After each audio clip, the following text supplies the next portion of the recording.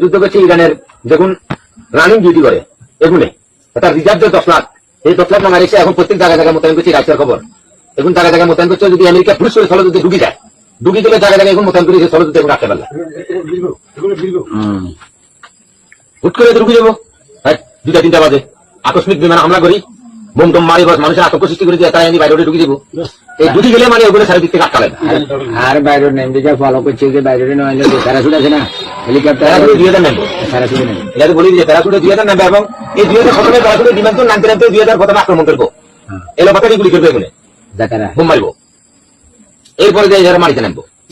Parachute যতক্ষণ আকাশে উড়ে ততক্ষণ এরা আকাশে খাইয়ে দিতে করবো।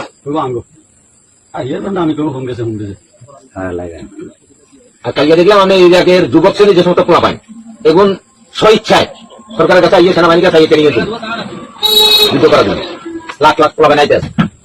আর হাতারা চিন্তা করছে আমার রাষ্ট্র যখন আমরা এনে তো আমার ব্যস্ত আসবে নাকি আমাদের দেশের মতন কি দল বাইজন কে কোন দল হইলে তো এমনিকে নামি তো আমার ব্যস্ত করি তো মরিজন দাম এনে তো বাসা বাসিনি হয়তো প্যারাশুটে নামি কিংবা কোন দল করে টোকাইবনি।